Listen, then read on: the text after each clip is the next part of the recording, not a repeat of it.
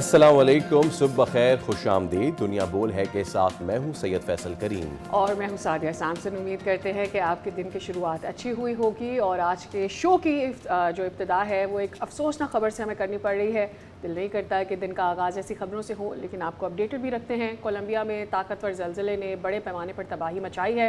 مختلف علاقوں میں عمارتیں منہدم ہونے سے 111 افراد ہلاک ہو گئے ہیں، جبکہ متعدد افراد کے ملبے تلے دبے ہونے کی اطلاعات بھی ہیں۔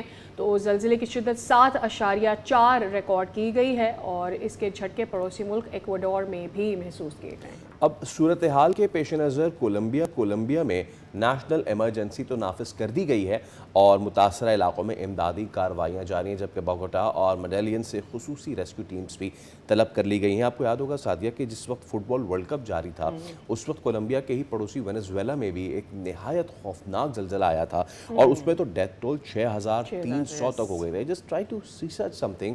تو یہ دونوں پڑوسی ممالک ایک ہی ٹیکٹونک پلیٹ پہ بھی واقع ہیں، تو اس خطے میں تواتر سے اس طریقے کے بڑے زلزلے آنا، اور اس کے بعد ابھی تک کی تو یہ ایک اطلاع ہے سعدیہ، ایک عمارت سے آئی ہے۔ وی جسٹ ہوپ اینڈ پرے کہ مزید جانی نقصان کی کوئی اطلاع موصول نہ ہو، اور تمام تر لوگ خیریت سے ہوں۔ So our prayers goes with all the victims over there، اور جو لوگ اس وقت بڑی تعداد میں لوگ مسنگ بھی ہیں، تو ابھی بھی ریسکیو کے کام جاری ہے۔ آگے آنے والے بلیٹنز میں بھی آپ اس حوالے سے مسلسل آگاہ رہیں گے۔ ابھی ہم چلتے ہیں اپنی ٹاپ سٹوری کی جانب، اور وہ ہے آزاد کشمیر کے انتخابات کے، جس میں تیسرے مرحلے میں اپ اپسیٹ اب سامنے آ گیا ہے۔ اور ویسے تو اوورآل لیڈ جو ہے وہ نون لیگ کی ہے، لیکن یہاں پہ مسلم کانفرنس کے سربراہ سردار عتیق احمد خان اپنی آبائی نشست نہیں بچا سکے ہیں۔ LA4 باغ سے سردار ساجد اقبال نے واضح برتری حاصل کر لی ہے، اور انتخابات کے دوران ویسے پیپلز پارٹی کی جانب سے دھاندلی اور بے ضابطگیوں کے الزامات تو عائد کیے جاتے ہی رہے ہیں۔ ایبسلیوٹلی LA14 سے انہوں نے یہ نشست حاصل کی۔ اب اہم سوال یہ ہے کہ نتائج مکمل ہونے کے بعد کیا یہ الزامات سیاسی بیانیے تک محدود رہیں گے، یا انتخابی نتائج کو چیلنج کرنے کے لیے باقاعدہ قانونی راستہ بھی اختیار کیا جائے گا۔ سو دس از دا سچویشن سو فار۔ ہمارے ساتھ موجود ہے پیپلز پارٹی کے رہنما قادر مندوخیل صاحب۔ قادر صاحب السلام علیکم، اور بہت شکریہ آپ کے وقت کے لیے۔ تو جیسے کہ سعدیہ اپنی ابتدائی گفتگو میں یہ کہہ رہی تھیں کہ پاکستان پیپلز پارٹی کی خواتین رہنماؤں نے پریس کانفرنس بھی کی ہے، اس میں شیلا رضا بھی تھیں، شرمیلا فاروقی بھی تھیں، پلوشہ خان بھی تھیں۔ انہوں نے آزاد کشمیر کے انتخابات میں دھاندلی پر اس دن کو سیاہ دن قرار دیا ہے، اور انہوں نے یہ بھی کہا ہے کہ اتنے کارکنوں کی شہادت کے بعد اس الیکشن کو پرامن کہنا جھوٹ بھی ہے۔ میں چاہوں گا آپ بھی اس پہ تھوڑی سی گفتگو فرما دیجئے۔ جی بالکل، ہم تو پہلے دن سے یہ کریں گے کہ جس طرح GB میں ایک پٹواری چیف الیکشن کمشنر بٹھایا تھا، اس طرح آزاد کشمیر بھی ایک پٹواری کو بنا کے، اور جو کہ نام کے ساتھ جسٹس لکھا ہوا ہے، اس نے قانون کی، آئین کی اور الیکشن رولز کی دھجیاں اڑائی۔ یہ شخص ستو پی کے بیٹھا رہتا ہے، اور پھر رات میں جا کے کوئی رزلٹ اناؤنس کر لیتے ہیں۔ بھائی یہ کیا مذاق ہے؟ الیکشن رولز ہوتے ہیں، یہاں ترقیاتی کاموں کا اعلان نہیں کر سکتے؟ کہ آپ نے دیکھا نہیں مریم بی بی، پپا آپ اعلان کر دے، بیٹی آپ اعلان کر دے؟ ایسا ہوتا ہے رولز؟ ایسا ہوتا ہے کہ 10 بسیں جیب میں، اور جا کے لو میرپور والو، لو مظفر آباد والو، وہ الیکشن، پھر وفاقی وزراء سارے وہاں بیٹھے ہوئے ہیں، پھر اس کے بعد جا کے وہ روڈوں کا اور یہ سارے اعلانات کر رہے ہیں، تو اور پھر جا کے خون خرابہ جو وہاں پہ پنجاب پولیس لے جا کے CCD کے اہلکاروں کو، اور 13 حلقوں کے لیے 16,000 CCD کے اہلکار، یہی فورس انہوں نے وہاں پہ بھی استعمال کی ہے GB میں، وہی پھر آزاد کشمیر میں کی ہے، وہی فورس کے ذریعے وہ پنجاب میں مخالفین کی قتل عام میں ملوث ہے۔ 2200 سے زیادہ لوگوں کو قتل کر چکے، عالمی اداروں کی رپورٹ ہے۔ معصوم بچی جو 16 سال کی تھی، ان کو 3 بگٹی بھائیوں کو قتل کر چکا ہے۔ تو میں یہ سمجھ رہا ہوں کہ یہ پنجاب پولیس یا CCD اتنی طاقتور ہے، تو میری درخواست ہوگی مریم بی بی سے کہ بلوچستان میں اور خیبر پختونخوا میں امن و امان بڑے خراب ہے، وہاں ذرا بھیج دے، پتہ چل جائے وہ کتنا پانی میں ہے۔ ٹھیک ہے، اور پیپلز پارٹی نے پارلیمنٹ میں بھی حکومت سے تعاون نہ کرنے کا فیصلہ کیا ہے، کیا مراد لی جائے اس سے؟ دیکھیے، میری اگر ذاتی رائے پوچھے، میرے تو پہلے ہی خواہش تھی کہ نون لیگ کے ساتھ دے کے ہم اپنی سیاست جو نا وہ کمزور کر رہے ہیں۔ پنجاب میں पार्टी कमज़ोर हो रही है नून लीग की वजह से। तो मैं तो पिछली पीडीएफ हुकूमत में भी मुखालफत कर रहा था, आज भी कर रहा हूँ। अल्लाह करे कि आपकी खबर दुरुस्त हो, लेकिन ऑफिशियली पार्टी के ज़राए ने इस तरह कोई खबर हमें नहीं दी है। कादिर साहब ज़रा ये भी बता रहे हैं कि पीपल्स पार्टी हुकूमत साजी में ताउन नहीं करेगी, इसके हवाले से अगर आप हमारी थोड़ी रहनुमाई कर दीजिए। देखिए, अगर पीपल्स पार्टी ने, मैं अगर का लफ्ज़ इस्तेमाल करूँ, अगर पीपल्स पार्टी ने कानून साजी के लिए हुकूमत से जो है ना वो मदद या उसको सपोर्ट करने छोड़ दिया है, तो फिर कोई बिल भी पास नहीं होगा। पीटीआई तो पहले ही इनकारी है, तो नून लीग अपने मेंबरान के जरिए 2/3 मेजॉरिटी के पास नहीं, कैसे करेंगे? तो ये असम्बली का जो कानून साजी का काम है वो ठप होके रह जाएगा और कोई काम नहीं होगा। तो मैं ये समझ लूँ कि असम्बली जो है ना वो सिर्फ तकरीर के लिए रह जाएगी, कानून साजी कर नहीं सकेंगे। अच्छा, इस प्रेस कॉन्फ्रेंस में परवश खान साहिबा भी थी और उन्होंने ये फरमाया है कि एक हुकूमत जब इत्तेहादी पर बमबारी करे तो हदफ हम नहीं बल्कि बहाना वफाकी हुकूमत को निशाना बनाना है, तो इस हवाले से क्या कहेंगे आप? देखिए, आपको याद होगा हम तो पहले दिन से ये कह रहे थे कि एक मुस्लिम लीग नवाज है, दूसरा मुस्लिम लीग शहबाज है, तीसरा मुस्लिम लीग मरियम है। और ये बातें तो हम करते थे, लेकिन मरियम बीबी ने एक जलसे में माना कि मीम, शीन और नून ये सारी इकट्ठे हैं। ये चचा भतीजी का जो है ना वो हुकूमत के इख्तिलाफ हुआ है। और नवाज शरीफ साहब वो दुख गो कि उसने शर्त लगाई थी कि मेरी बेटी को जब तक आप बड़े सूबे का वज़ीर आला नहीं बनाएंगे, आपको मानने को तैयार नहीं हूँ। मेरे समधी को आप नायब वज़ीर आज़म नहीं बनाओगे, मेरे बचपन के दोस्त ख्वाजा आसिफ बमाए बांजी को आप वफाकी वज़ीर नहीं बनाएंगे। अब आप मुझे बताओ, ये वज़ीर दिफा जो कि एक बुज़दिल से कम नहीं है, ये शख्स हिंदुस्तान की जंग में कहाँ था, किस लहर में नारा था? सारी दुनिया में सफारतकारी तो बिलावल भुट्टो ज़रदारी साहब कर रहे थे, चाहे वज़ीर दिफा की हैसियत से, वज़ीर खारजा की हैसियत से, वज़ीर इत्तलात की हैसियत से। कराची में एक लड़का जो कारोबारी है, जो कि बिजनेस कारोबारी लोगों के साथ और कोई वो है, वो कत्ल हो चुका है, उस पर सियासत करे।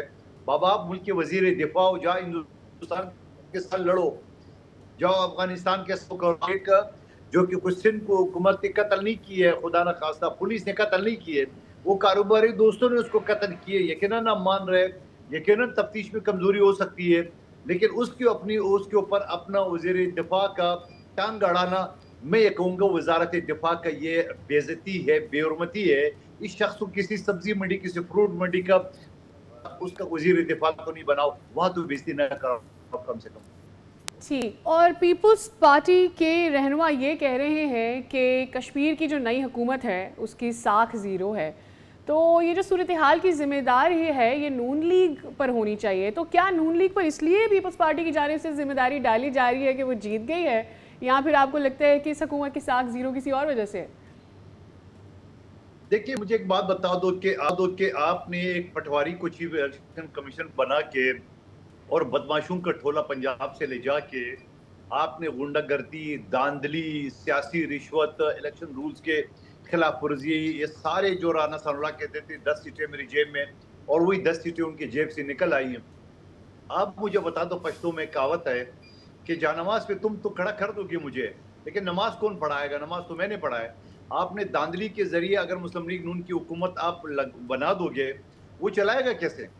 एक्शन कमेटी पहले से एहतजाज पे, पीटीआई पहले से एहतजाज पे बायकाट है, और पीपल्स पार्टी और जेयूआई जो है ना वो मुखालफत करेगी। तो आप ये हुकूमत कश्मीर के अंदर बैठ के तो नहीं चला सकते हो, लाहौर से आप जरूर चला सकते हो वाया जूम जो ना, लेकिन इसके बगैर तो मैं नहीं समझता हूँ कि ये हुकूमत चला सकेंगे, ना हम उसको चलाने देंगे। अच्छा, अब देखिए, जवाबुल जवाब में नून लीग की जानिब से भी बहुत सारी चीज़ें आ रही हैं और उन्होंने ये कहा है कि भाई आज़ाद कश्मीर में तो वज़ीर आज़म पीपल्स पार्टी का है ना, तो इख्तियारात भी उनके पास हैं, उसके बावजूद धांधली का शोर समझ नहीं आ रहा। देखिए, जाइल के इस सवाल का मैं आपको नहीं कह रहा हूँ, जिस जाइल ने आपको ये बात बताई है कि पीपल्स पार्टी के साथ, उस जाइल को मैं ये कहना चाह रहा हूँ कि तुम तो इस पटवारी चीफ इलेक्शन कमिश्नर से भी बड़े जाइल निकले। जब इलेक्शन शेड्यूल अनाउंस हो जाता है तो निगरान हुकूमत हो या कश्मीर के अंदर जो मौजूदा सेटअप होता है वो डिसफंक्शनल हो जाता है, उनके तमाम इख्तियारात चीफ इलेक्शन कमिश्नर के पास हो जाता है। क्या रियासत आज़ाद कश्मीर का सदर के ऊपर हमला हो जाए और पीपल्स पार्टी की हुकूमत वहाँ इतनी बेबस हो कि वो FIR भी न कटा सके हो, तो आप अंदाज़ा लगा लो कि इख्तियार उसके पास है कि नहीं हो, कि जब तक चीफ इलेक्शन कमिश्नर आखिरी रिजल्ट तक जो है ना उसके पास इख्तियारात होते हैं, اس سے پہلے نہیں، یعنی وہ کبھی جب تک چیف الیکشن کمشنر ڈائریکشن نہیں دے آئی جی یا جو موجودہ وزیر اعظم ہے وہ نہیں کر سکتا ہے. تو اس سے زیادہ آپ کو اندازہ ہونا چاہیے. تو میرے طرف ٹھیک. جو اس دہلی اور کو اب آسما بخاری نے پیپلز پارٹی کی خواتین رہنماؤں کی پریس کانفرنس کے بعد ٹویٹ کیا ہے کہ میرے مقابلے میں 3 خواتین کو بھیجا گیا ہے. وہ اس صوبے کی بات کر رہی ہیں جس سے میر رضا کیس کی 2 نمبری سنبھالی نہیں جا رہی ہے. کیا کہیں گے اس تنقید پر؟ میر رضا کا میں نے آپ کو بتا چکا ہوں کہ وہ ایک بزنس مین ہے. ان کی کوئی لین دین کا حساب ہے اور پہلے یہ کیس خودکشی کی طرف جا رہا تھا. اب یقیناً قتل میں بھی قانون کے طالب علم وہ قتل کی طرف جا رہا ہے. تو اس میں سندھ پولیس کا سندھ حکومت کا کیا لینا دینا ہے؟ ضرور جو انکوائری ہے اس میں کوئی کوتاہی ہو سکتی ہے ایک انڈیویجول کی طرف سے. تو اس میں سندھ حکومت یا سندھ کا آئی جی جو ہے نا اس کا ذمہ دار نہیں ہے. لیکن آپ عظمیٰ بی بی سے یہ پوچھو جو آپ کی یہ قاتل پولیس جس کے بارے میں عالمی اداروں نے کہا کہ انہوں نے 2200 سے زیادہ قتل کیے، 2200 سے زیادہ، اور ایک معصوم 16 سال کی بچی جو ماں باپ کی گود میں قتل ہوئی ہے، 3 نوجوان بگٹی بھائیوں کو دھوکے سے بلا کے قتل کیے. کہ آپ کا اگر یہ پولیس اتنی غیرت مند ہے تو ذرا خیبر پختونخوا اور بلوچستان بھیج دے وہاں دہشت گردوں سے مقابلے کے لیے، تو ٹھیک پھر ہے. پتہ چلے گی وہ کتنا. قادر آپ اس حوالے سے گفتگو فرما رہے تھے، آپ کا بے حد شکریہ. اور اوورآل اب تک کے نتائج کیا رہے ہیں ذرا اس پہ بھی ہم بات کر لیتے ہیں. بیورو ہیڈ آزاد کشمیر بشارت مغل ہمارے ساتھ موجود ہے. جی بشارت، بتائیے گا اب تک کے کیا نتائج موصول ہو چکے ہیں؟ جی اب تک جو غیر عدمی غیر سرکاری نتائج کے مطابق اگر بات کی جائے تو سب سے پہلا جو مارکا ہوا ہے وہ تقریباً 7 تایوں سے آزاد کشمیر کی حکومت کے اوپر ان لوگوں کا، انہوں نے اپنی ایک طرح سے سابق گزرے اعظم بھی گزرے ہیں. سردار عتیق صاحب اس وقت انہوں نے عوامی دست و بازو پارٹی کے جو صدر ساجد اقبال ہے یہ LA14 ہے، انہوں نے 40,720 ووٹ لے کے اس وقت واضح طور پہ ان کی برتری ہے. اور جبکہ سابق وزیر اعظم آزاد کشمیر جو مسلم کانفرنس کے سربراہ ہیں انہوں نے 19,502 ووٹ لیے ہیں. اسی طرح اگر LA17 کی بات کی جائے حویلی آزاد کشمیر کی، جہاں وزیر اعظم آزاد کشمیر راجہ فیصل ممتاز راٹھور سے اس وقت تک 31,839 ووٹ لے کے یہ پہلے نمبر پہ ہیں. اور مسلم لیگ نون کے جو محسن عزیز ہیں وہ 28,995 جو ووٹ لے کر دوسرے نمبر پہ ہیں. اور یہ مسلسل وہاں احتجاج بھی کر رہے ہیں ابھی کے نتائج میں تبدیلی کی گئی ہے. اور اس طرح یہ جو اس حلقے میں فیصل راٹھور کو ابھی برتری ہے. اس طرح اگر LA16 باغ کی بات کی جائے جو 4 انتخابی نشستوں کے اوپر آزاد کشمیر میں الیکشن ہوئے اس میں مسلم لیگ نون کے جو میر اکبر ہیں وہ 19,505 ووٹ لے کر اس وقت تک سر فہرست ہیں. اور ان کے مد مقابل جو پیپلز پارٹی کے سردار قمر زمان ہیں 16,720 ووٹ ابھی تک انہوں نے لیے ہیں. اور ایک بات میں آپ کو بتاتا چلوں کہ یہاں جو ابھی تک 12 پولنگ اسٹیشن ایسے ہیں جن کا ریزلٹ ابھی تک رکا ہوا ہے وہ بھی آنا ہے. آخری جو حلقہ LA15 ہے 4 انتخابی حلقوں میں سے اس میں پیپلز پارٹی کے ضیاء قمر 16,000. بشارت، یہ جو 12 حلقے آپ بتا رہے ہیں رکا ہوا کیوں ہیں؟ یہ ٹوٹل چونکہ اس وقت جو انتخابات ہونے تھے یہ 4 نشستوں پہ ہو رہے ہیں اور 7 نشستوں پہ نہیں ہو پائے. اور اس طرح یہ جو 4 نشستوں کے اندر اس وقت اگر پارٹی پوزیشن دیکھی جائے اس کی بات ہو رہی ہے اس وقت. تو اس میں اس وقت ایک تو آزاد امیدوار تھے جو ان کی اپنی پارٹی تھی ساجد اقبال، یہ اس وقت واضح برتری سے جیت رہے ہیں. اور دوسرا فیصل راٹھور جو وزیر اعظم آزاد کشمیر ہے ان کا تعلق پیپلز پارٹی سے ہے وہ جیت رہے ہیں. اور ساتھ میر اکبر مسلم لیگ نون سے جن کا تعلق ہے وہ باغ سے جیت رہے ہیں. اگر ٹوٹل اس وقت تک پوزیشن آزاد میں 38 انتخابی نشستوں پہ انتخاب ہو چکا تو مسلم لیگ نون کو بالکل واضح برتری حاصل ہے.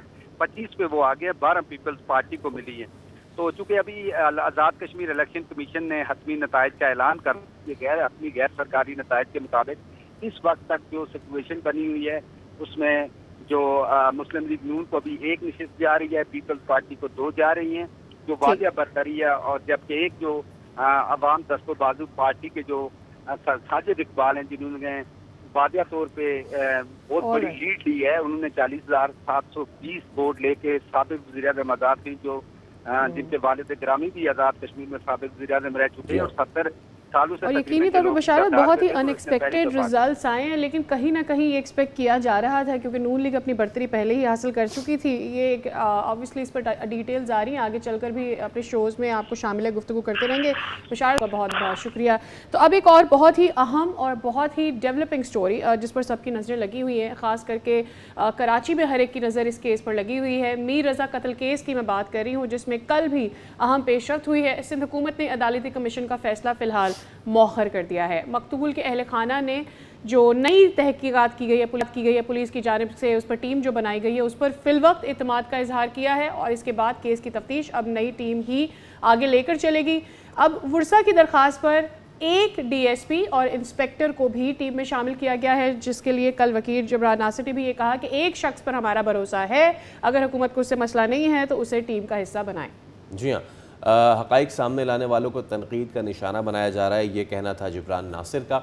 और आईजी सिंध ने केस में गलत फहमी और मिस कम्युनिकेशन को अवाम की बड़ी वजह करार दिया है और नई टीम को शफाफ तहकीकात और अहल खाना और मीडिया से खुली राब्ता कारी की हिदायत की है। बट अगेन मैं रेफ़र करूँगा उस बयान को कि जिसका ये कहा जा रहा था कि बस हम चंद घंटे में इस केस को उसका खुलासा करने जा रहे हैं। वहाँ से लेकर यहाँ तक का सफ़र समझ नहीं आता कि हुआ क्या है। नुमाइंदा खुर्रम गुलजार हमारे साथ मौजूद है, हम ज़रा उनसे डिटेल्स ले लेते हैं। खुर्रम, ताज़ा तरीन अब तक अपडेट्स क्या हुई हैं और आज क्या कुछ कार्रवाई है इस केस में, ज़रा अगर आप हमें पहले आगाह कर सकें प्लीज़।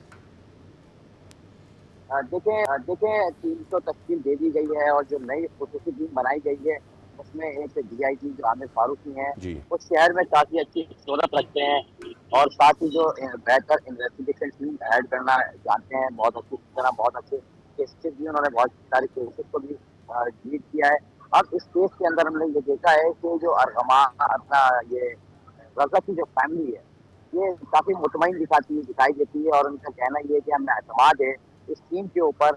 और जो जुडिशल कमीशन की बात है उसके लिए उन्होंने फिलहाल अभी इस मामले को रोक दिया है, मशवरत कर रहे हैं अहल खाना आपस में कि इसकी ज़रूरत है या नहीं। ताहम केस की तफ्तीश जो है वो जारी है। तकरीबन 21 के करीब अफराद जो हैं वो जेर हिरासत हैं। अच्छा, इसमें एक अहम बात ये है कि पोस्टमार्टम हुआ, कि पोस्टमार्टम के बाद 17 सैंपल हासिल किए गए। कराची पुलिस सर्जन डॉक्टर समैया से हमारी बात हुई तो उनका कहना ये है सैंपल हासिल कर लिए गए, लेकिन आईओ का काम है, आईओ को लेके जाने हैं, लेकिन वो अभी तक फौरन भी ड्राइव नहीं पहुंच सके हैं। अब आईओ जो है गजनफा रेंज में जो इन्वेस्टिगेशन इंचार्ज भी हैं जमान टाउन के, वो इस केस के आईओ मुकर्रर किए और उनकी अब इनकी जिम्मेदारी है कि वो इनको वहाँ लेके जाएंगे। सर उसकी बात करूँ तो जो कमेटी का इजलास हुआ, तमाम मशावरत की गई इस कमेटी की जानिब से, इस केस को लेके बहुत बारीकबीनी से देखा गया। फिर जो साबका जो कमेटी थी जिसमें SSP SIU थे डॉक्टर अपना समीउल्लाह सोमरो और SSP से जुबैर नज़ीर से, उनको भी इजलास में तलब किया गया नई कमेटी की जानिब से। और जो पुरानी जो तफ्तीश की गई थी उसके हवाले से भी उनसे पूछताछ की गई और तमाम जो तहकीकात जो अब तक मुकम्मल हो चुकी थी, जो रक्षा कमेटी ने बनाई थी, वो भी शामिल की गई है। फौरी तौर पर SSP फिरोजाबाद अदील अब्दाल हैं, उनको भी तलब किया गया, उनसे भी जो पॉइंट्स थे वो हासिल किए गए। अहले खाना से मुलाकात हुई है। अब जो गेस्ट हाउस का जिक्र काफ़ी उसमें देखने में आ रहा था कि वो गेस्ट हाउस है, उस गेस्ट हाउस के बारे में गेस्ट हाउस का जो रेंट एग्रीमेंट है वो भी सामने आ गया है। वो एक लियाकत नामी शख्स ने किराए पे हासिल कर रखा है और वहाँ पे गेस्ट खुर्रम, हाउस बनाया इससे हुआ पहले था। कि आप गेस्ट हाउस पे बात मज़ीद करें, एक वीडियो सरफेस हो रही है कि मीर रज़ा के वालिद बैठे हुए हैं और उनके साथ ग़ालिबन PTI रहनुमा हैं दीगर, और वो एक मोबाइल में देख निहाल रहे हाशमी साहब बैठे हुए हैं। मोबाइल देख रहे हैं और मोबाइल में वो ये बता रहे हैं कि वो लोगों जो तशद्दुद कर रहे थे मीर रज़ा पे, उसकी वो फुटेज है। ऐसी कोई चीज़ है और अगर ये फुटेज है तो क्या उसमें से कोई एविडेंस कंक्लूसिव है कि वो कौन लोग थे जो उस पे तशद्दुद कर रहे थे? देखिए अब तक तो कोई ऐसी चीज जो है वो सामने नहीं आई है। पुरानी अच्छा, कोई ऐसी चीजें हैं जिसमें झगड़े रहे हैं, लेकिन वो उस चीज को भी पुलिस का जो नई कमेटी है वो इसको शामिल करेगी और इस हवाले से भी तहकीकात की जाएगी कि आया कि ये जो मर्डर है रजा का वो किसी झगड़े के हवाले से है, कोई शादी दुश्मनी है रजा की, या फिर कोई पार्टनर का मामला है ये। अब बहुत खुसूसी टीम जो हम देख रहे हैं कि इसका काम शुरू कर दिया गया है। आज जो है वो तमाम जो केसेस थे जो पहले जो पुरानी कमेटी ने बनाई थी एक रिपोर्ट, उसको भी शामिल कर लिया हासिल कर लिया गया है। अब हम ये देख रहे हैं कि बाकायदा तौर पे इस केस की जो है वो कत्ल की जो है वो तफ्तीश शुरू कर दी गई है और एक आला कमेटी उस पर बनाई गई है। जो अहल खाना है मोबाइल फोन पर उनके पास काफ़ी चीज़ें मौजूद हैं। उनका ये भी कहना था कि गेस्ट हाउस की जो CCTV फुटेज है उनको नहीं दिखाई जा रही, लेकिन जो तहकीकाती कमेटी है उसके ज़राए से हमें मालूम हुआ है कि जो गेस्ट हाउस में लगे हुए CCTV कैमराज हैं उसमें जो रजा है उनको गेस्ट हाउस के अंदर दाखिल नहीं हुए, वो ऑनलाइन टैक्सी से बाहर ही उतरे थे और गेस्ट हाउस के सामने से गुजरते हुए उस मुकाम पे पहुंचे जहां उनका जो है मर्डर हुआ, जहां उनकी लाश मिली है। तमाम इस हवाले से भी अभी तहकीकात कर रहे हैं, लेकिन इस बात में एक चीज और सामने आ रही है कि रजा को कहीं और मर्डर करके लाश यहाँ फेंकी गई है या रजा को इसी मुकाम पे कत्ल किया गया है। इस ठीक हवाले है, से भी खुरम अभी ये बहुत बता दीजिएगा कि अब जो है तहकीकात बाकी है। नए सिरे से असर नौ तहकीकात का आगाज़ करेगी ये नई टीम, या पुरानी तमाम तर जितनी भी डिटेल्स हैं उसको कंटिन्यू करेगी? बिसाइड गेस्ट हाउस की फुटेजेस के बारे में बार बार बात की जा रही है, उसकी मिल्कियत के बारे में बार बार बात की जा रही है, उसकी क्या डिटेल्स हैं? लेकिन ये गेस्ट हाउस एक तायरा सुल्ताना नामी खातून का है और ये 2008 में उनके जब शौहर रिटायर्ड हुए थे, डिप्टी डायरेक्टर थे और उस वक्त उन्होंने ये खरीदा था। अब ये गुज़श्ता 1 साल से एक लियाकत नामी शख्स के पास है जो कि यहाँ पर एक गेस्ट हाउस रन कर रहे थे। लियाकत भी जो है वो पुलिस कस्टडी में है। उन 6 अफराद जिनको यहाँ का हिरासत में लिया गया तो उसमें लियाकत नामी शख्स भी शामिल है। इसमें एक बात और सामने आ रही है कि तायरा सुल्ताना नामी जो खातून है उन्होंने नजर नामी शख्स का एग्रीमेंट किया था। 5 लाख रुपए माहाना किराए पे ये बंगला हासिल किया गया था, 15 लाख रुपए का डिपॉजिट लिया गया था। लेकिन जो रेंट एग्रीमेंट पुलिस को जमा कराया गया वो लियाकत नामी शख्स की जानिब जमा कराया गया, ठीक है, जो इस गेस्ट हाउस का ही मुलाजिम बताया जा रहा है। इस हवाले से भी तफ्तीश की जा रही है कि ये क्या ठीक मामला है, है। यानी इस कि एंगल को रेंट पे भी अब लेने वाला तफ्तीश शख्स का जो है वो हिस्सा ट्रेस बना हुआ था। लिया गया है कि आया यहाँ से फुटेजेस और इसकी मिल्कियत, और या वहाँ पर वाकई कोई लोग आते थे ठहरते थे जहाँ पर, क्या अगर इल्ज़ाम लगाया जा रहा है कि मीर रज़ा को ले जाया गया है तो गए या नहीं गए, इस पर डिटेल्स आ रही हैं। बहुत शुक्रिया खुरम गुलजार, आप हम कर रहे थे अब तक की जो भी पेशरफ्त है। यहाँ पर वक्त हो गया एक ब्रेक का, हमारे साथ ही रहिए।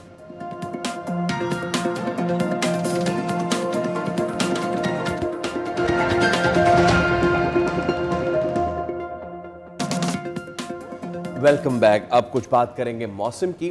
तो मुल्क भर में मॉनसून का स्पेल जो पिछला था वो तो ख़त्म हो गया, लेकिन अब नई अपडेट्स क्या हैं, कहाँ बादल बरसेंगे और कहाँ नहीं बरसेंगे, यानी कि कहाँ गर्मी और हब्स का राज रहेगा। वेल, पंजाब, खैबर पख्तूनख्वा, इस्लामाबाद में तो कश्मीर में बारिश का इम्कान है। बाज़ इलाकों में भी बताया जा रहा है जो बलाई इलाके हैं वहाँ पे मूसलाधार बारिश है, जिसकी वजह से कुछ खराबियाँ पैदा हो सकती हैं, जिनमें अमन फ्लडिंग और नदी नालों में तोयानी का खदशा जाहिर किया जा रहा है। तो कराची के अलावा सिंध के बेशतर इलाकों में मौसम गर्म और मरतूब रहने की तवक्को जाहिर की जा रही है, और इसके अलावा साहिली इलाकों में बादल छाए रह सकते हैं। वेल, कल भी वेदर आई वुड से बहुत अच्छा था कराची में। हाँ, बहरहाल यहाँ पर बारिशें नहीं हो रही हैं, तो क्या सूरत हाल रहेगी दरियाओं की, हमारी क्या सूरत हाल रहेगी, ख़ास करके जब हम काला बाग, चश्मा, तोसा और गुड्डू के मकामात की बात करते हैं जहाँ पर ऑलरेडी निचले दर्जे का सैलाब है। ये सारी सूरत हाल पर बात कर लेते हैं।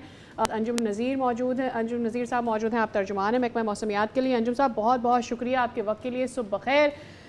सर, अब हमें ये तो पता है कि बहुत सारे दरियाओं में निचले दर्जे का सैलाब है, लेकिन ये जो मज़ीद बारिशों की पेशगोई की जा रही है, क्या ये किसी भी किस्म का ख़तरा हमारे लिए लेकर आ सकती है, ख़ास करके हमारे दरियाओं की सूरत हाल को अफेक्ट कर सकती है? जी बहुत शुक्रिया। देखें, इस वक्त आप ये कह सकते हैं कि मॉनसून के जो करंट्स हैं वो अब काफ़ी वीक हैं, जो कि मुल्क के बलाई इलाकों को मुतासिर कर रहे हैं, जिसकी वजह से जो है वो पंजाब के अक्सर इलाकों में जो है वो हब्स की सी कैफियत है। जबकि सिंध की बात करें तो सिंध में भी मौसम गर्म और मरतूब है। कोई बहुत ज़्यादा तेज़ बारिश के इम्कानात मौजूद नहीं हैं। ताहम मगरबी हवाओं के सिलसिले की वजह से जो है वो खिता पोटोहार, कश्मीर और उससे मुलिका केपी के इलाकों में आइसोलेटेड रेंज हो सकती हैं, जिसमें चंद एक मुकामात पर थोड़ी सी तेज़ बारिश हो सकती है, लेकिन कोई सिग्निफिकेंट ऐसा इवेंट अभी नज़र नहीं आ रहा है आने वाले 2 से 3 रोज़ के दौरान जिसके बारे में हम ये कह सकें कि वो बहुत ज़्यादा सीवियर वेदर डेवलप करेगा। एंड विद दैट, जब हम कराची शहर की बात करें तो आने वाले जो वीक है उसकी क्या प्रेडिक्शन है, एक तो ये बताइएगा सर, और दूसरा ये कि हम देख चुके हैं कि लेस देन नॉर्मल बारिशें रही हैं या equal to less than normal बारिशें रही हैं कराची में, क्या इम्पैक्ट पड़ेगा इसका आगे चल के कराची पे?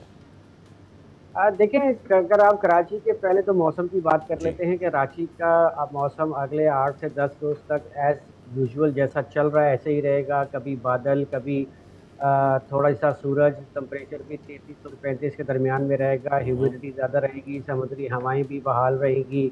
رات گئے صبح کے اوقات میں ہلکی بوندا باندی کی بھی چانسز رہیں گے، تاہم تیز بارش کے فی الوقت کراچی میں کوئی امکان نہیں ہے۔ کراچی ویسے بھی ایک ایرڈ زون میں آتا ہے، کراچی کی رین فال جو ہے وہ اس سال تو آف کورس بہت کم رہی ہے، تو اس کا امپیکٹ یہی ہے کہ ویسے تو اگر ہم بات کریں تو کراچی میں ہم نے کوئی کچی جگہ چھوڑی نہیں ہے کہ بارش کا پانی جو ہے وہ آپ کے جو ہے لو لیول جو آپ کا گراؤنڈ واٹر ہے گراؤنڈ اس واٹر کو اسٹور اپ لفٹ کرے، کیونکہ میکسیمم تو پانی جو ہے وہ کراچی کا ڈرین آؤٹ ہو جاتا ہے۔ امپیکٹ یہی ہے کہ آپ کے خشک سالی رہے گی، تاہم اگر جو ریزروائرز جو کراچی کو پانی مہیا کرتے ہیں آف کورس بارش پہ اتنے زیادہ ڈیپینڈنٹ نہیں ہے، کیونکہ جو ہماری جہاں سے فیڈنگ ہے کراچی کو وہ دریائے سندھ سے نہر ہے، وہ اس کو جو ہے وہ پراپرلی جھیل کو بھر دیتی ہے۔ اگر ہب ڈیم کی بھی بات کریں تو کیچمنٹس میں بھی کچھ بارشیں ہو چکی ہیں ہب ڈیم کے، جس کی وجہ سے وہاں پر بھی پانی کا لیول آلموسٹ ٹھیک ہے، تو آپ یہ نہیں کہہ سکتے کہ کراچی میں بارش کا صرف خشک سالی کے علاوہ کوئی ایسا امپیکٹ ہو کہ جو کہ کراچی کے لیے ڈینجرس ہو۔ صحیح، which is a blessing in disguise in general Anjum Nazir sahab, ورنہ کراچی میں تو جس طور سے ہم دیکھ رہے ہیں سالوں سال سے بارشیں کم ہی ہو رہی ہیں، بہت کم ہی ایسا ہوا ہے کہ ہمیں اچھی بارشیں ملی ہیں یہاں پر، اور اوبیسلی اس میں ہماری بھی غلطیاں ہیں۔ کچھ اپر ایریاز کا ذکر کر لیتے ہیں، وہاں پر کیا پریڈکشن ہے بارشوں کے حوالے سے، خاص کر کے یہ جو اگلا ویک ہے ہمارا انٹل دی فرائیڈے، کیا مزید رینز ہیں؟ جی بالکل ہے، اس میں آپ کا ایسٹرن پنجاب میں لاہور سیالکوٹ کا جو ایریا ہے یہاں پر بھی آئسولیٹڈ ایونٹس ہوں گے، اس کے ساتھ ساتھ خطہ پوٹوہار بشمول اسلام آباد اس میں بھی جو ہے وقفے وقفے سے بارش کا سلسلہ رہے گا۔ اسی طرح کے پی کے شمالی علاقے یہاں کے پی تقریباً پورے میں کہہ لیں آئسولیٹڈ ایونٹس ہیں، لائک وائز کشمیر ای پی کے اندر بھی جو ہے یہ کیونکہ ویسٹرلی ویو آ رہی ہے اس کی وجہ سے جی بی میں بھی جو ہے وہ بارش کے امکانات موجود رہیں گے۔ اچھا، اور آزاد کشمیر وغیرہ یہاں بھی امکانات موجود ہوں گے؟ وی جسٹ وانٹ کہ ہمیں ہر سال یہ ہوتا ہے کہ دیر از نو رین اچانک سے 14 اگست پہ کچھ ہلکی پھلکی اسپرنکل ہو جاتی ہے تو نہیں 14 اگست کو تو آف کورس اسلام آباد میں بھی الگ صبح بارش کے اچھے امکانات موجود اچھا ہیں کہ الگ صبح جو ہے وہ بارش ہو جائے گی، اور اس کے ساتھ ساتھ جو ہے وہ اس ملکہ کشمیر کے علاقوں میں بھی ہو جائے گی، جی بی میں بھی ہو جائے گی، بٹ میں نے یہ کہا نا کہ کوئی ہیوی ایونٹ فی الوقت نظر نہیں آ رہا ہے کہ جو کہ کوئی پیتھیٹک سچویشن ڈیولپ کرے۔ صحیح ہے، یہ اچھی بات ہے کہ ایسی کوئی سچویشن نہیں بننے جا رہی جو ہمارے لیے مشکلات پیدا کرے۔ Generally coming back to overall ہمارے جو کٹ ڈاؤنز ہو رہے ہیں، ہم دیکھ رہے ہیں ہمارے ہاں فارسٹ کی کٹائی بھی چل رہی ہے، سیلاب بھی ہے، گلیشیل میلٹس بھی ہیں، ہم کیسے ونٹرز ایکسپیکٹ کر رہے ہیں؟ Are the winters going to come very late اس دفعہ پاکستان میں، یا پھر سچویشن ادروائز ہوگی؟ جیسے بارشوں کا بھی ہم پیٹرن دیکھ رہے ہیں، گرمیوں کا بھی ہم پیٹرن دیکھ رہے ہیں۔ دیکھیں سردیوں کے بارے میں ابھی کہنا قبل از وقت ہے، کیونکہ ابھی اس وقت ہم مانسون کے مڈ میں ہیں، اور جب ٹرانزیشن پیریڈ ہوتا ہے تو جو گلوبل ماڈلز ہوتے ہیں وہ اپنے آپ کو ری اسکیل کرتے ہیں، اور اس کے بعد جو ہے وہ ونٹر کی جو ہے پریڈکشن سامنے آنا شروع ہوتی ہیں۔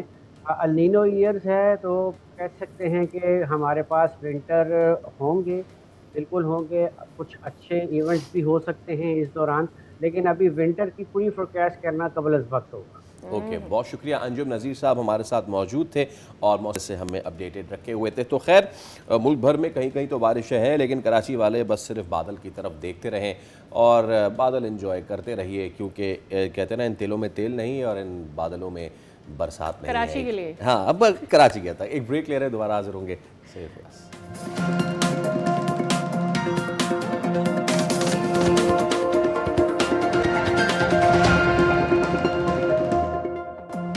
ویلکم بیک، ایک اہم خبر ہے آپ کے ساتھ شیئر کر رہے ہیں۔ صدر مملکت آصف علی زرداری نے عدلیہ اور حکومتی امور سے متعلق اہم منظوریوں پر دستخط کر دیے ہیں، اور صدر مملکت نے لاہور، سندھ، پشاور، اسلام آباد، بلوچستان ہائی کورٹس میں ایڈیشنل ججز کی تقرری کی منظوری بھی دے دی ہے۔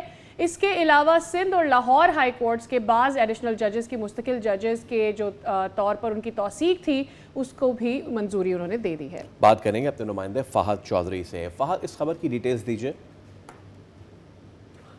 حکومت اور پیپلز پارٹی کے درمیان گزشتہ چند روز سے ہونے والی بات چیت اور ملاقاتیں فروٹفل ثابت ہوئیں، اور بالآخر صدر مملکت نے اس سمری کی منظوری دے دی جس میں جوڈیشل کمیشن کی سفارشات بھجوائی گئی تھی۔ صدر مملکت نے مختلف ہائی کورٹس میں ایڈیشنل ججز کے تقرر اور بعض ایڈیشنل ججز کی توثیق کی منظوری دے دی ہے۔ Lahore high court, Sindh high court, Peshawar, Islamabad اور بلوچستان ہائی کورٹ میں ایڈیشنل ججز کے تقرر کی منظوری دی گئی ہے۔ اس کے علاوہ سندھ ہائی کورٹ اور لاہور ہائی کورٹ کے بعد एडिशनल जजेस की बतौर मुस्तकिल जजेस तौसीक की गई है। इसके अलावा सुप्रीम कोर्ट के जजेस की तनख्वाहों, अलाउंसेज और पेंशन को वफाकी आईनी अदालत के जजेस के मसावी करने की मंजूरी भी दी गई है।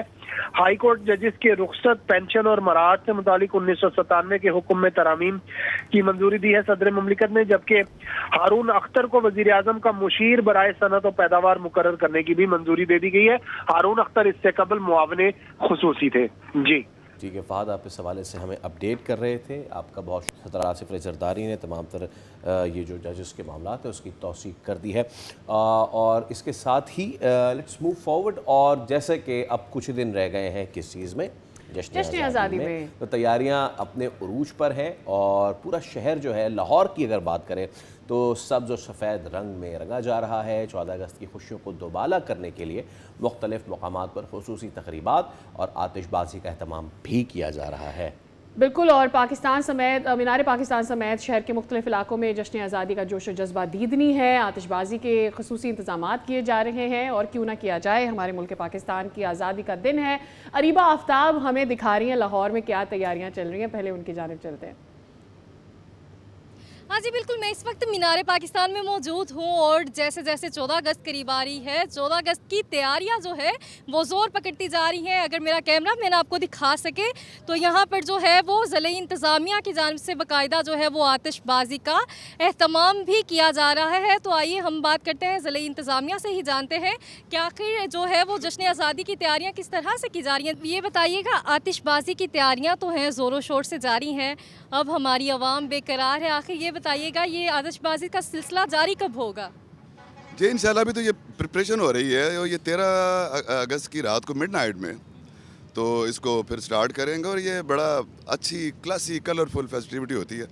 और ये ख़ास जो हमारा ये पाकिस्तान मोनूमेंट है, मैं इसको कहता हूँ मीनार पाकिस्तान जो है, ये this is the only one place, ये पाकिस्तान मोनूमेंट पूरे इसकी इंपॉर्टेंस बड़ी ज़्यादा है। तो मेरी कोशिश होती है कि यार हर दफ़ा कुछ ना कुछ नया किया जाए, कुछ अच्छी फेस्टिविटी के लिए। अच्छा ये भी बताइएगा, पिछले साल की निस्बत इस साल, जैसा कि आपने कहा है कुछ नया किया जाए, तो इस साल आपने क्या कुछ नया किया है? जिसमें इस साल में मैंने इधर उधर तो बहुत कुछ नया कर दिया।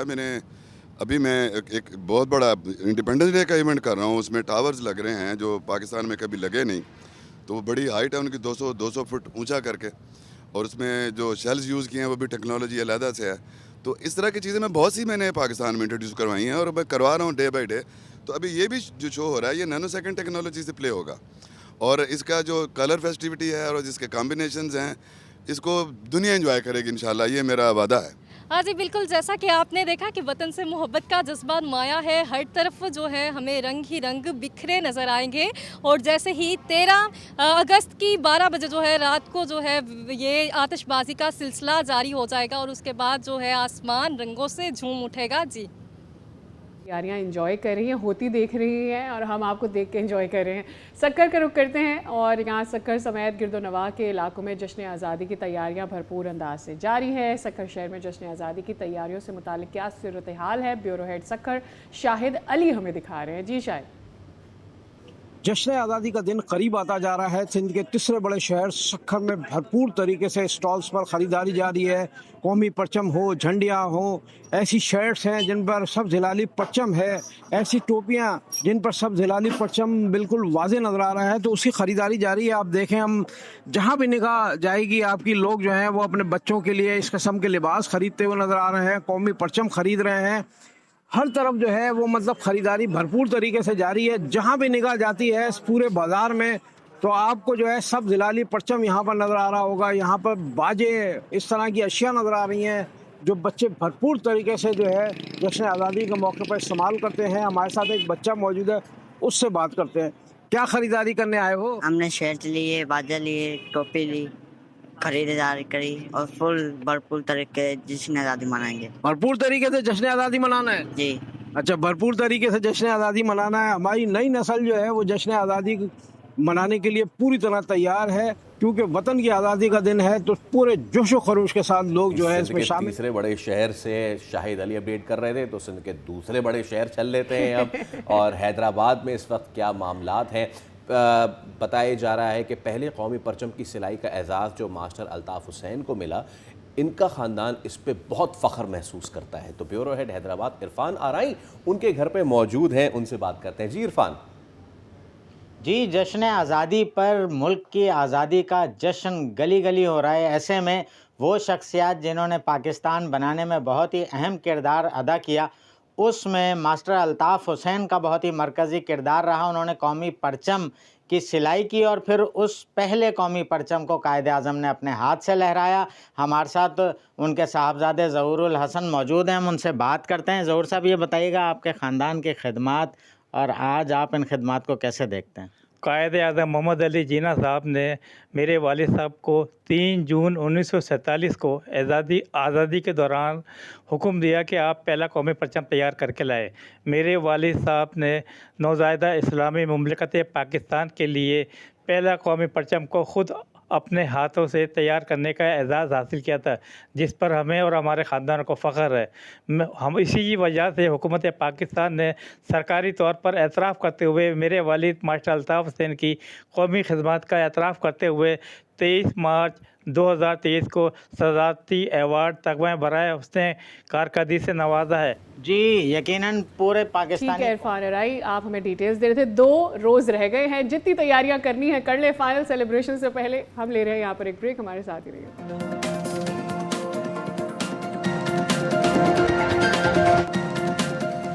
Welcome back. کچھ سیاسی ناشتے کی بات کریں تو کافی گرما گرم اور کافی گڑبڑ گھوٹالا ہے. بات یہ ہے کہ پی ٹی آئی اس وقت ایک بار پھر اپنے سیاسی مستقبل کے حوالے سے اہم مرحلے پہ تو کھڑی ہے. بانی پی ٹی آئی کی رہائی کے لیے پارٹی نے احتجاجی سیاست کو دوبارہ منظم کرنے کا اعلان تو کر دیا ہے. پارٹی کی جانب سے 27 ستمبر کو اسلام آباد مارچ کا اعلان کیا گیا ہے. موقف یہ ہے کہ اس کا جو بنیادی مقصد ہے وہ بانی کی رہائی ہے, لیکن دوسری جانب پارٹی کے اندر سے ہی مارچ کی تاریخ پر سوالات اٹھ رہے ہیں. اس کے ساتھ قیادت, مشاورت اور احتجاج کی حکمت عملی پر بھی اختلافات کی باتیں سامنے آ رہی ہیں. تو اب ایکچولی سوال یہ ہے کہ وہی بہت عرصے سے ہم یہ دیکھ رہے ہیں کہ بانی پی ٹی آئی کے لیے مسلسل احتجاجوں کا سلسلہ جاری رہا اور کئی مارچ کیے گئے, لیکن کوئی بھی کامیاب نہیں ہوا. تو پارٹی کے جو اندرونی معاملات ہیں اس میں ہم دیکھ رہے ہیں کہ کئی اختلافات ہیں, مختلف سیاستدانوں کو لے کر کئی اختلافات ہیں, کون لیڈر ہوگا, کون لیڈ کرے گا, اس کو لے کر کئی جو ہے اختلافات ہیں. ان اختلافات کے بیچ میں کیا بانی پی ٹی آئی کے لیے جو منظم احتجاج کرنے کی صلاحیت ہے پی ٹی آئی کی یا نہیں ہے؟ احتشام الحق صاحب ہمارے ساتھ موجود ہیں. السلام علیکم احتشام صاحب, صبح بخیر, بہت بہت شکریہ آپ کے وقت کے لیے. سر, مارچ جو ہے وہ کرنا چاہ رہی ہے پی ٹی آئی, ستمبر کی ڈیٹ آ رہی ہے 27 ستمبر کی, کتنی متحرک نظر آتی ہے نوئنگ کے کیا انٹرنل معاملات چل رہے ہیں؟ دیکھیے سعدیہ, 2 دن سے سچویشن تھوڑی بدل گئی ہے. اس سینس پہ بدلی ہے کہ ابھی اگر آپ سہیل آفریدی کا ٹی وی انٹرویو دیکھیں اور اس کے بیانات دیکھیں تو اب وہ اگر مگر شروع ہو گئے ہیں. وہ کہہ رہے ہیں کہ جی اگر بانی پی ٹی آئی کا علاج انہیں کسی اسپتال میں منتقل کر دیا جائے تو اس کے بعد یا ہماری ملاقات ان سے کرا دی جائے جیل کے اندر لے جا کے, تو ہم باہر آ کے کوئی سیاسی بات نہیں کریں گے. تو یہ ایک جس کو کہتے ہیں اپنی طرف سے آف ریم پیش کرنے کی کوشش کر رہے ہیں گورنمنٹ کو کہ اگر ہم چاہتے ہیں کہ ہم یہ 27 اگست کو ہم سپتمبر میں سڑکوں پہ نہ آئیں, اور ساتھ ہی وہ یہ بھی کہہ رہے ہیں کہ کلیئر نہیں ہے کہ جی اسلام آباد جائیں گے اور اڈیالہ بھی جا سکتے ہیں. اب سعدیہ 2 چیزیں بڑی امپورٹنٹ ہیں اس میں. اب دیکھیں جو اس وقت تک صورتحال بدل گئی ہے کہ پارٹی کے اندر اختلافات, کور کمیٹی کے اندر اختلافات, پولیٹیکل پارٹی کے اندر, پولیٹیکل کمیٹی کے اندر اختلافات, پارلیمانی پارٹی کے اندر اختلافات. جس طریقے سے سلمان نقم راجہ نے اپنے اچکزئی صاحب کو اور رانا ناصر عباس صاحب کو بالکل سائیڈ لائن کر دیا, یہ کہہ کے کہ جی بانی پی ٹی آئی کی رہائی کے لیے ہم سب کچھ کریں گے. ان سو مینی ورڈ وہ یہی کہہ رہے ہیں کہ جی اب آپ پہ اعتماد نہیں ہے. دوسری طرف اچکزئی صاحب جو ہے ایک ہی رٹ لگائے بیٹھے ہیں کہ جی میری ملاقات شہباز شریف صاحب سے ہو جائے. تو یہ اپنے اندر اختلافات ہونے کے باوجود اب سوال یہ کہ کیا یہ سب کچھ کر سکتے ہیں؟ اطلاعات یہ ہے کہ پلاننگ تو وہ بھرپور کر رہے ہیں اور وہ بات کہہ رہے ہیں کہ جی ہم بہت سارے بندے 20 لاکھ لائیں گے, 10 لاکھ لائیں گے, لیکن ادھر سے جو حکومت کے لوگ ہیں وہ بڑا واضح طور پہ کہہ رہے ہیں کہ ایک تو سعدیہ کٹی پہاڑی آپ کے کراچی میں ہے, ایک یہ اٹک پل سے اس طرف جو ہے نا ایک کٹی پہاڑی ہے. اب یہ فیصلہ جو ایڈمنسٹریشن کی طرف سے نظر آ رہا ہے کہ جی کم وقت میں ہم نے ادھر سے ان کو کے پی سے پنجاب میں داخل نہیں ہونے دینا. اب اس کا کیا مطلب ہے کہ وائلنس ہوگا نہیں ہوگا, حکومت آسانی سے اجازت دے گی, یا کچھ لوگ بیچ میں بیٹھے ہوئے ہیں وہ یہ باتیں کرنے کی کوشش کر رہے ہیں کہ یہ ایک ملاقات کروا دیں تو ہم اس کو پوسٹ پون کروا دیتے ہیں.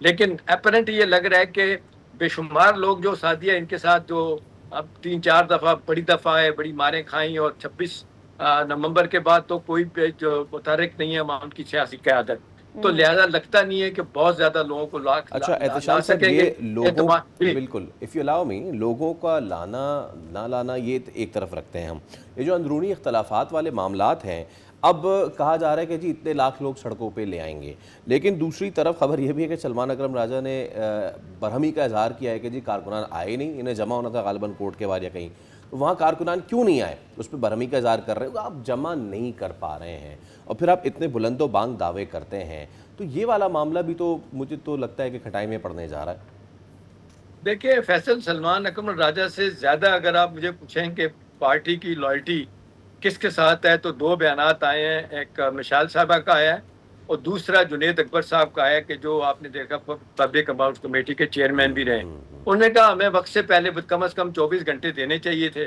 ہم سے بیٹھے بیٹھائے توقع کرتے ہیں کہ جی ہم اسلام آباد ہائی کورٹ پہنچ جائے تو ہم کیسے پہنچیں گے. تو یہ بڑا واضح طور پہ بات سامنے آ رہی ہے کہ اختلافات کوئی لمٹ نہیں ہے, ایک دوسرے کی شکل نہیں دیکھنا چاہتے, ایک دوسرے کو جس کو کہنا چاہتے ہیں بار بار الزام دیتے ہیں کہ آپ کی وجہ سے بانی پی ٹی آئی کا نہ علاج ہو رہا ہے نہ وہ باہر آ رہے ہیں. دوسری طرف جو ہے نا وہ اب تڑکا لگا دیا ہے بلاول بھٹو زرداری نے کہ جی الیکشن ہم سے چھین لیا گیا اور میں تو اپنا ہاتھ بڑھانے جا رہا ہوں پی ٹی آئی کی طرف. یہی کام مولانا فضل الرحمان صاحب بھی کر رہے ہیں لیکن کامیابی نہیں ہوئی. آخری بات جو بڑی امپورٹنٹ بات ہے وہ یہ ہے کہ جو حکومت پہ لوگ بیٹھے ہیں وہ کہتے ہیں کہ جی ہم دیکھ لیں گے. ایک تو سب کو زیادہ یقین ہے کہ لوگ نہیں نکلیں گے, لوگوں کا اعتماد جو ہے نا بڑی حد تک متزلزل ہے کہ ہمیں استعمال کیا گیا, ہر دفعہ جاتے ہیں وہاں سے بھاگ کے واپس آ جاتے ہیں, تو نتیجتاً کوئی فائدہ نہیں ہوا. ہاں یہ ایک ایفرٹ ہو رہا ہے, جو کچھ اطلاعات ہیں کہ دوبارہ سے گنڈا پور صاحب چاہتے ہیں اور ساتھ ان کے بیرسٹر سیف صاحب مل کے کسی طریقے سے محسن نقوی سے مل کے کوئی اندر سے کہانی بنائیں اور کوئی راستہ نکالنے کی کوشش کریں. اس میں کہا جا رہا ہے کہ محسن نقوی کی ملاقات پہلے بھی ہوئی تھی جس پہ آپ نے دیکھا علیمہ بی بی بہت ناراض بھی ہوئی تھی. علیمہ بی بی بھی ابھی بھی آپ دیکھ لیں کہ وہ کہتی ہیں کہ جی مجھے تو پتہ ہی نہیں ہے, 2 مہینے کا ٹائم آپ نے کیوں دے دیا, یہ تو پرائم ٹائم تھا, حکومت شدید دباؤ میں ہے, کے پی کے حالات ٹھیک نہیں ہے, بلوچستان کا مسئلہ ہے, آزاد کشمیر کا مسئلہ ہے. 2 باتیں ہیں. ایک بات تو یہ کہ کیا واقعی اس سے پہلے بھی مولانا فضل الرحمان کے ساتھ باتیں ہوتی رہی کہ پی ٹی آئی کا احتجاج ہوگا, لیکن پی ٹی آئی کے ساتھ مولانا صاحب نہیں جڑے اور احتجاج کی طرف اس طور سے نہیں بڑھے, وہ احتجاج بھی ناکام ہو گیا. اب پھر بلاول بھٹو صاحب بات تو کر رہے ہیں کہ میں مطلب اشارے ضرور دے رہے ہیں. آپ کو لگتا ہے کہ پی ٹی آئی کی سراؤنڈنگ میں جتنی انسرٹنٹی ہے when it comes to political leadership, کوئی بھی اور پارٹی ان کے ساتھ احتجاج میں شامل ہوگی؟ دیکھیں میرا نہیں خیال سعدیہ ایسا ہوگا. جس طریقے سے بلاول بھٹو زرداری نے بیانات دیے وہ اپنی جگہ ہیں, پھر آپ نے دیکھا پریزیڈنٹ زرداری بالکل خاموش بیٹھے ہوئے تھے, وہ اپنا احتجاج ریکارڈ کر رہے تھے, کو ججز کی تعیناتی کی سمری پہ سائن نہیں کر رہے تھے. آپ نے دیکھا کل انہوں نے رات کو سائن کر دیے, تو وہ احتجاج اپنی جگہ پہ. لیکن محسن نقوی سے جو ان کی لاہور میں پرسوں ملاقات ہے, یہ میں آپ کو خبر بتا سکتا ہوں کہ اس میں پریزیڈنٹ زرداری صاحب اس بات پہ سخت ناراض ہیں. وہ کہتے ہیں کہ جی کم وقت میں اگر آپ صوبے بنانا چاہتے ہیں تو کسی صورت میں ہم آپ کے ساتھ نہیں کھڑے ہوں گے. کوئی وجہ ہی نہیں ہے کہ کراچی کو علیحدہ کر کے آپ ہمیں آپ کہیں کہ صوبے جو ہے نا وہ آپ سندھ سے بن جائیں. یہ ایک بڑا اختلافی پہلو سامنے آیا ہے. دوسری طرف P T I P M L والے بھی یہی چاہتے ہیں کہ صوبے نہ بنے. تھوڑا سا پچھلے دنوں ان کے درمیان اتفاق ہوا تھا کہ لوکل گورنمنٹ کا نظام 2002 کا وہ جو آرڈیننس ہے اس کو بحال کر کے آرڈر کو دوبارہ شروع کرتے ہیں, لیکن یہاں پہ بھی ifs اینڈ بٹس بہت زیادہ ہے. تو بظاہر یہ لگتا ہے کہ اتنی طاقت کسی میں بھی نہیں ہے. اگر آپ مجھ سے دیانتداری سے سعدیہ پوچھتی ہیں تو میرا نہیں خیال کہ اتنے لوگوں کو لا سکیں گے. اور دوسری طرف سے جو ایڈمنسٹریشن کا حکومت کا جو ریزالو ہے وہ لگتا ہے کہ کسی صورت میں بھی نہ ہم نے اسپتال منتقل کرنا ہے, نہ ہم نے ان کو جناب اٹک سے اطرف آنے دینا ہے, اور پھر ہم دیکھ لیں کہ 26 نومبر سے زیادہ خوفناک جو ہے نا ان کے ساتھ حالات کیے جائیں گے. اب اصل میں ہوتا کیا ہے, کیا محسن نقوی کے ساتھ مل کے نچلے لیول پہ گنڈا پور صاحب جو کوشش کر رہے ہیں کہ لڑائی جھگڑا سے ہٹ کے کوئی کسی طریقے سے کم از کم ہم ریلیف لے لیں اور بانی پی ٹی آئی کا اسپتال میں علاج ہو جائے بشرا بی بی کو, جیسے پہلے کہا جا رہا تھا کہ بھیج دیں وہاں پہ بنی گالا.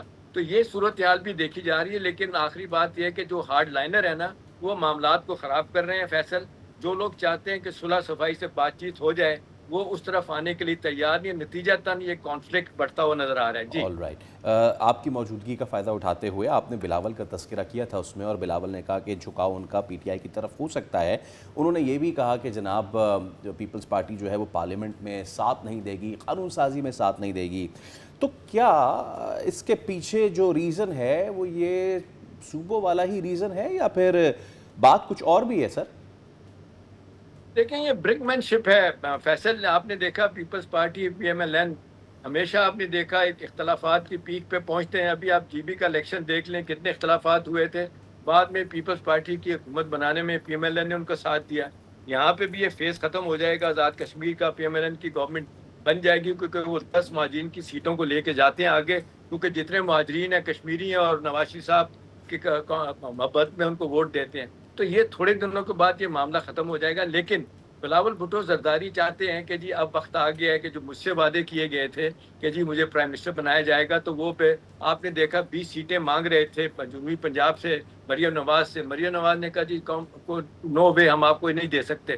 ابھی ان کے چانسز نہیں بن رہے. کراچی سے اگر انہوں نے سندھ سے حکومت مینج کر کے کچھ سیٹیں دلوا بھی دے تو ان کا چانس نہیں بن رہا. اب اصل جھگڑا جو ہے اس وقت شروع ہو چکا ہے وہ اسلام آباد میں. اب یہ ہے کہ 2 سال کے بعد الیکشن ہونے ہیں تو مریم نواز نے پرائم منسٹر بننا ہے یا بلاول نے بننا ہے. یہ اپنی جگہ بحث ہے.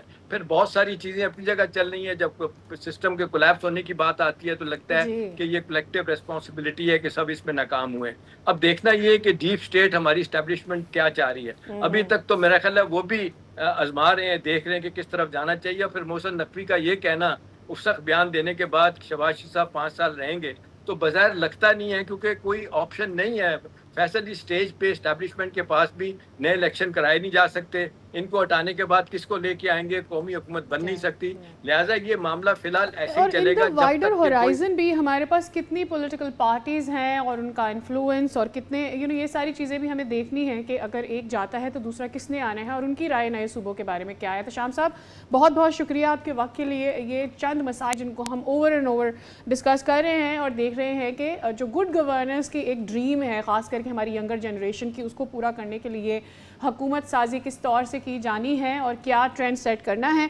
یہ تو ہماری اندرونی سیاست کے معاملات ہیں جو کہ ہم نے ڈسکس کر لیے. اور اوور آل ان وائڈر ہورائزن پاکستان کیا نئے مارکے طے کر رہا ہے. اور ایک دفعہ پھر سے اگر ہم مکہ معاہدے کی بات کرتے ہیں اور اس کے ساتھ ساتھ ابھی جو اس وقت ایران کی اور یو ایس کی سچویشن ہو گئی ہے، اس میں پاکستان کا رول ایک دفعہ پھر سے بہت ہی اہم ہو گیا ہے. تو مکہ میں پاکستان، سعودی عرب اور ترکیہ کے درمیان ہونے والے جو دفاعی معاہدے ہیں اس نے خطے کی سیاست میں ایک نئی بحث کو چھیڑ دیا ہے. وزیر اعظم یا شہباز شریف واضح کر چکے ہیں کہ معاہدے کا مقصد جارحیت نہیں ہے بلکہ تینوں ممالک کی سلامتی ہے، خطے میں امن اور خوشحالی ہے. اب معاہدے کی بنیادی شق کے مطابق تینوں ممالک میں سے کسی ایک پر مسلح حملہ، تینوں پر حملہ تصور ہوگا. یہ دفاعی معاہدہ صرف 3 ممالک کے درمیان ایک دفاعی دستاویز نہیں ہے بلکہ بدلتے ہوئے مشرق وسطیٰ اور عالمی سیکیورٹی منظرنامے میں ایک نئی علاقائی بندوبست کی جانب اہم قدم بھی قرار دیا جا رہا ہے. دوسرا اسرائیل اس سے ناراض ہے. تو تیسرا ٹرمپ کا لیٹسٹ بیان یہ ہے کہ یہ جو امن منصوبہ مسترد کیا ہے نیتن یاہو کو جلد اس پہ جواب دوں گا. پہ ذرا ہم بات کر لیتے ہیں. ڈاکٹر منور حسین صاحب، آپ ماہر بین الاقوامی امور ہیں، ہمارے ساتھ موجود ہیں. ڈاکٹر منور، گڈ مارننگ سر، السلام علیکم اور بہت شکریہ آپ کے وقت کے لیے. ڈاکٹر صاحب، آغاز میرا پہلا سوال یہ کہ یہ اس معاہدے سے جو جلے بھونے بیٹھے ہیں وہ اسرائیل اور بھارت ہے، کیا میں اس کو لفظ ڈر سے ریپلیس کر سکتا ہوں؟ کیا یہ ممالک ڈر رہے ہیں اس معاہدے سے یا پھر نہیں؟ پہلے تو آپ کو، آپ کی ٹیم کو، آپ کے دیکھنے والوں کو صبح بخیر. دیکھیں ان کے کنسرنز ہیں اور کنسرنز اس لیے ہے کہ ان کا جو ڈیزائن تھا وہ لارجر ڈیزائن تھا. مثال کے طور پہ انڈیا چاہتا تھا کہ اس خطے کے اندر اس کے پاس پرائمیسی حاصل ہو. اسرائیل چاہتا تھا کہ گریٹر اسرائیل بنے. اب اس راہ کے اندر جو رکاوٹ ہے وہ یہ ڈیفنس الائنس ہے، ڈیفنس ایگریمنٹ ہے. اور یہ جو ڈیفنس ایگریمنٹ ہے اس کو میں کچھ مختلف انداز سے دیکھتا ہوں، جو کہ انٹرنیشنل سسٹم میں جو تبدیلی رونما ہو رہی ہے یہ اس کا شاخص خانہ ہے. جب ہم یہ کہتے ہیں کہ اس وقت سسٹم میں کئی پولز ہیں پاور کے، جسے میں ٹرائی پولر ورلڈ کہتا ہوں، اس میں یہ چوتھے پول کا اضافہ ہو رہا ہے اور یہ فارمیٹیو فیز میں ہے. اب یہ میں بات کیوں کہہ رہا ہوں؟ اس کی بنیادی وجہ یہ ہے کہ یہ وہ علاقہ ہے جس کے پاس اپنی انرجی موجود ہے اپنی انڈسٹری کو فیڈ کرنے کے لیے. یہ وہ ایریا ہے جہاں پہ جو امپورٹنٹ چوکس اور گزرگاہیں ہیں تجارتی بحری، اور یہ وہ دو وجوہات ہیں جس کے باعث ان کو ضرورت نہیں ہے کہ یہ کسی بھی پول کو جوائن کریں، بلکہ دوسری ریاستیں ان کو جوائن کریں گی ان ضروریات کی بنیاد پر۔ تیسری وجہ یہ ہے کہ یہ وہ تینوں ممالک ہیں جو کہ بلاک پالیٹکس کے اندر بڑا تجربہ رکھتے ہیں، ان کے تعلقات امریکہ سے بھی بہتر ہیں، چائنا سے بھی بہتر ہیں اور رشیا سے بھی بہتر ہیں، اور چوتھا یہ کہ انہیں یہ بھی معلوم ہے کہ مختلف سینسٹیو اوقات کے اندر ان میجر پاورز نے ان کو چھوڑ دیا تھا۔ مثال کے طور پہ 65 اور 71 کی جنگ میں پاکستان کے اوپر آرمز امبارگو امریکہ نے لگا دیے تھے۔ سعودی عرب کے مختلف سینسٹیو ٹائمز میں امریکنز نے آ کے سعودی عرب کو نہیں بچایا، مثال کے طور پہ یہ ایران وار کے خلاف ہو یا یمن کے حملے کے حوالے سے ہو۔ ترکیے کا بھی جس وقت کردوں کا معاملہ ہوا تو اس وقت ترکیے کے اوپر بھی جو پابندیاں تھیں وہ تو نہیں لگائی گئیں، البتہ ترکی کا ساتھ بھی نہیں دیا گیا۔ تو میرا خیال ہے کہ تجربات بھی اس طرح کے ہیں، اور ان کی جو محل وقوع ہے وہ بھی یہ بتا رہا ہے کہ یہ مکمل صلاحیت ہے پول کے طور پہ ایمرج کرنے کے لیے۔ اور لاسٹ آرگیومنٹ میرا یہ ہے کہ چونکہ سسٹیمک لیول پہ تبدیلی رونما ہو رہی ہے، تو وہاں پہ مڈل رینج جو پاورز ہیں وہ ری ایمرج کر رہے ہیں، ان کے پاس اسپیس ہے پلے کرنے کے لیے، اور اسی دوران جو ریئل پالیٹک کے اندر ایز پر جان ویرشائمر دو بلڈنگ بلاکس چاہیے ہوتے ہیں آپ کو پاور میں آنے کے لیے، ایک اکنامک اور دوسرا ملٹری مسلز، تو یہ دونوں جو ضروریات ہیں وہ یہاں پہ فلفل ہو رہی ہیں، تو لہٰذا یہ مڈل رینج پاور کا جو اسٹیٹس ہے ان کی کم سے یہ گریٹ پاور کے صورت اختیار کرتے ہوئے نظر آ رہے ہیں۔ اچھا سر مجھے یہ بتائیے کہ جو آپ تذکرہ کر رہے تھے کہ 71 میں کیا ہوا، اور اس کے بعد میں تو آگے چلوں 79 کی بھی بات کر لیں اگر، تو وہاں پہ بھی ہم دیکھ رہے ہیں کہ بھٹو صاحب اسلامی لیڈرشپ کو اکٹھا کر رہے ہیں لاہور میں، اور سیکنڈ سربراہی کانفرنس میں، اسلامک سربراہی سمٹ میں تمام کے تمام تر مسلم لیڈرز اکٹھا ہیں، اور ایک بہت بڑے بلاک کی بات ہو رہی ہے، ایک کامن اسلامک اکانومی کی بات ہو رہی ہے، کرنسی کی بات ہو رہی ہے، اور پھر آپ نے دیکھا کہ اس کے ساتھ کیا ہوا۔ وہاں سے اس ایپیسوڈ سے یہ جو ایپیسوڈ ہے مکہ پیکٹ تک، apart from the Pakistani nuclear مسل، کیا چیز تبدیل ہوئی ہے، یا پھر کیا چیز ہم کہیں کہ وہ ان دونوں کو امتیاز رکھتی ہے کہ وہ فیلئر ہوا یا کروایا گیا تو یہ فیلئر نہیں ہوگا؟ دیکھیں جو OIC بنی تھی اس کا جو میجر وجہ تھی وہ تھی فلسطین۔ اس وقت اسرائیل کے فلسطینینز کے اوپر حملہ ہو رہے تھے اور ایک جوائنٹ ایفرٹ ڈالنی تھی اس کو روکنے کے لیے، لیکن چونکہ اسرائیل کے پیچھے ایک کرسچن زائنزم تھی اور پورا ویسٹ کھڑا تھا، اور ویسٹ جو انٹرنیشنل سسٹم ہے اس میں سب سے زیادہ طاقتور سیگمنٹ تھا، وہی انٹرنیشنل لاء کو، انٹرنیشنل ریجیمز کو، انٹرنیشنل انسٹیٹیوشنز کو رن کر رہا تھا، اور وہی ان کے ریسورسز کو پرووائڈ کر رہا تھا۔ تو لہٰذا فلسطین کا مسئلہ بھی حل نہیں ہوا اور کشمیر کا بھی نہیں ہوا، لیکن جب ویسٹ کے اپنے مفاد میں تھا یا گلوبل نارتھ کے اپنے مفاد میں تھا کہ ایسٹ تیمور کو انڈونیشیا سے کریٹ کیا جائے، ساؤتھ سوڈان بنایا جائے، یوگوسلاویا کو توڑ کے مختلف ریاستوں میں تبدیل کیا جائے، تو اسی ادارے نے اور اسی بین الاقوامی قوانین نے اور انہی ریجیمز نے ری ایکٹیو ہوتے ہوئے دیکھا۔ تو لہٰذا اس وقت جو میجر ایشو تھا وہ یہ کہ جو گلوبل ساؤتھ میں OIC تھی اس کے پاس ملٹری مسل بھی نہیں تھے اور ریسورسز بھی نہیں تھے، اور ادارے اور قوانین ان کے لیے کھڑے نہیں ہو رہے تھے۔ لیکن اب سچویشن کافی ڈیفرنٹ ہے، گلوبل ساؤتھ اس وقت ایمرج کر رہا ہے۔ بالفرض چائنا کے جو انفارمیشن کے اندر 2 ملین پیٹنٹس ہیں جبکہ امریکہ کے 0.5 ملین ہیں۔ اس کے علاوہ اسپیس میں دیکھیں تو امریکہ کا GPS سسٹم جو کہ 24 سیٹلائٹس پر مشتمل ہے 2030 میں ریٹائر ہو رہا ہے، اور چائنا کا بیدو سسٹم 500 سیٹلائٹس پر مشتمل ہے۔ اسی طرح سے اگر آپ ٹریڈ کو دیکھیں تو امریکہ نے پچھلے سال $1 ٹریلین کا ٹریڈ خسارہ اٹھایا ہے، اور چائنا نے $1.2 ٹریلین کا ٹریڈ سرپلس کیا ہے۔ مارچ کے اندر 2026 کی فگر ہمارے پاس ہے جس میں امریکہ نے $61 بلین کا ٹریڈ ڈیفیسٹ اٹھایا ہے، اور چائنا نے $85 بلین کا ٹریڈ سرپلس کمایا ہے۔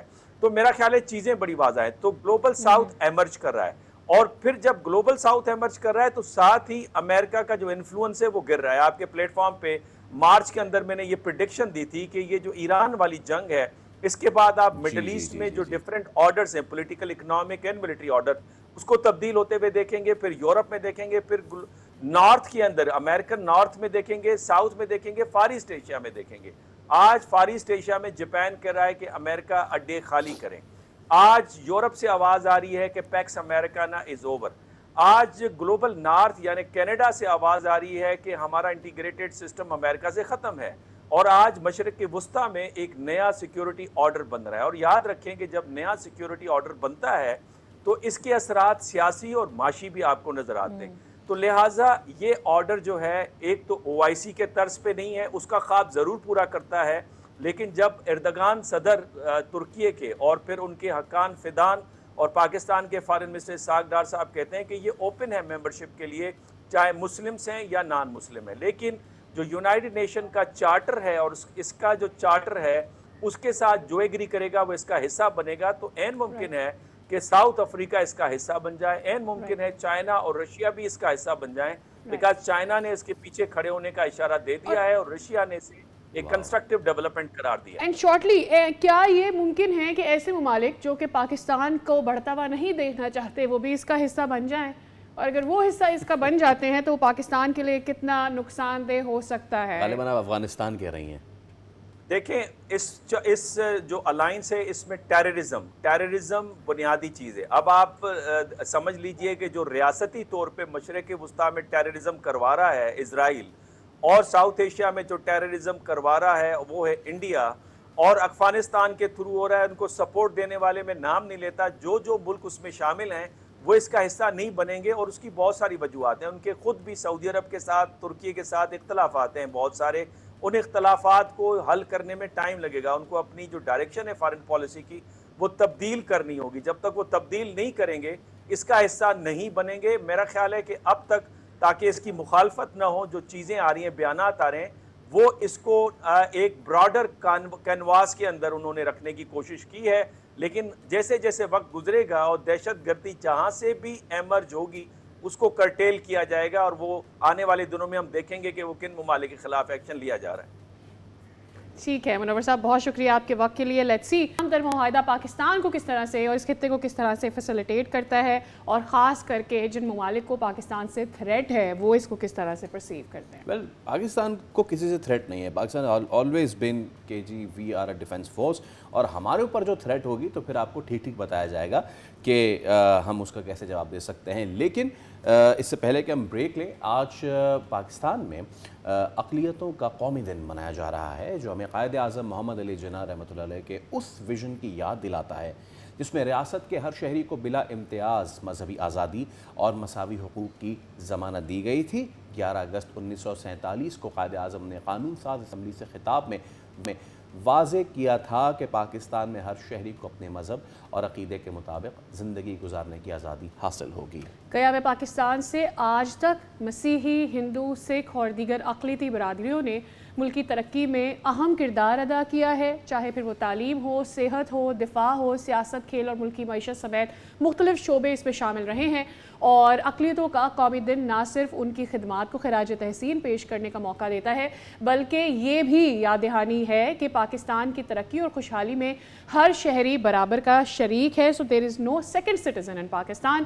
ہر کوئی جو پاکستان سے محبت کرتا ہے, پاکستان کا شہری ہے, وہ پاکستان کے حق میں بات کرتا ہے, اور اس کی پیٹریوٹزم ہے وہ اس کے پاکستانی ہونے سے جڑی ہے, نہ کہ اس کی قومیت سے جڑی ہے. ایبسلیوٹلی. اسی بات پہ ہم ایک بریک لے رہے ہیں, فوراً سے حاضر ہوں گے. اسٹے ود اس.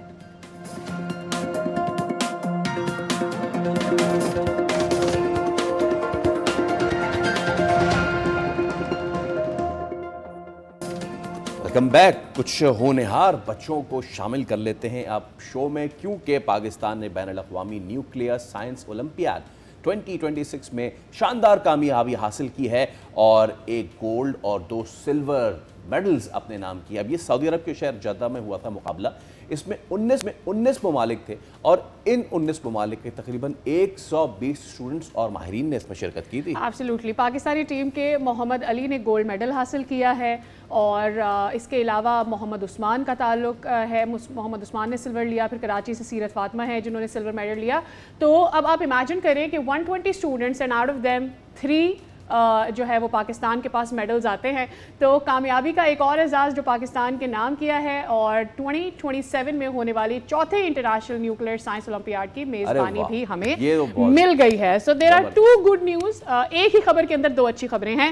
تو ہم یہ سوچ رہے ہیں کہ سب سے پہلے تو ونر سے آپ کی بات کروا دیں. بلا محمد علی ہمارے ساتھ موجود ہیں جو کہ گولڈ میڈلسٹ ہیں نیوکلیئر اولمپیاڈ کے. بہت بہت شکریہ علی آپ کے ٹائم کے لیے, اور سب سے پہلے تو صبح بخیر, بہت بہت مبارکباد. نیوکلیئر سائنسز سوچ کے ہی ڈر لگنے لگتا ہے. Lot of training, lot of studying, lot of science involved. کیسا ایکسپیرینس رہا, پہلے تو یہ بتائیں جدہ کا. جی بسم اللہ الرحمن الرحیم. سب سے پہلے تو آپ کا شکریہ, آپ نے مجھے انوائٹ کیا, اور اوور آل بہت اچھا ایکسپیرینس رہا تھا. نیوکلیئر سائنس اولمپیاڈ ہر بچے کا جو تعلیم حاصل کر رہے ہوتے ہیں سائنس کی, ان کا ایک خواب ہوتا ہے کہ وہ اولمپیاڈ میں جائیں اور خاص طور پہ پاکستان کی ٹیم کو ریپرزینٹ کریں اور ادھر کچھ حاصل کر کے آئیں. تو الحمدللہ اللہ کا بہت احسان ہے اور بہت مزہ آیا. اوکے, مجھے تھوڑا سا بتائیے یہ کس طریقے کا اولمپیاڈ تھا؟ جب ہم بات کرتے ہیں میتھمیٹکس وغیرہ تو we know, but when comes to nuclear olympiad اس میں کیا کیا چیزیں شامل تھیں, کون کون سے کمپٹیشنز تھے, کن مراحل سے ہوتے ہوئے یو ون دا گولڈ؟ سب سے پہلے پاکستان میں اوور آل ایک نیشنل سطح پہ Pakistan nuclear science olympiad Pakistan atomic energy commission کا ڈائریکٹوریٹ آف ایجوکیشن اور پیاس مل کر کراتے ہیں. Then they filter out some students and then they call them to training camps at PIEAS and further screening ہوتی ہے ان کی, اور اس طرح پھر آخر میں پاکستان کی ٹیم سلیکٹ ہوتی ہے. اس میں پاکستان کا ہر کونے سے ہر بچہ حصہ لے سکتا ہے, اور پھر ان 4 بچوں کو اسپیشلائز ٹریننگ دی جاتی ہے اینڈ اس کے بعد پھر آپ ریپرزینٹ کرتے ہیں. اس میں تھیوریٹیکل اور ایکسپیریمنٹل دونوں پیپرز ہوتے ہیں آپ کے, اور ان کی ویٹیج الگ الگ ہوتی ہے, اور at the end of the day اس کے بعد آپ انڈیویجولی کمپیٹ کرتے ہیں and then they award medals based on your performance. Right. So Ali مجھے آپ سے پوچھنا ہے آگے چل کے کہ جو PIEAS آپ کو ٹریننگ کراتا ہے وہ ہوتی ہے یا وہاں کا کمپٹیشن زیادہ ٹف ہوتا ہے؟ بٹ بفور دیٹ سیرت فاطمہ ہمیں جوائن کر چکی ہیں جنہوں نے سلور میڈل حاصل کیا نیوکلیئر اولمپیاڈ میں. سیرت بہت شکریہ آپ کے وقت کے لیے, صبح بخیر اور بہت بہت مبارکباد ہمیں سلور میڈل جتانے کے لیے. ابھی میں تھوڑی دیر پہلے جب علی سے بات کر رہی تھی تو میں ان سے پوچھ رہی تھی how was your experience in Jeddah, and the same goes for you.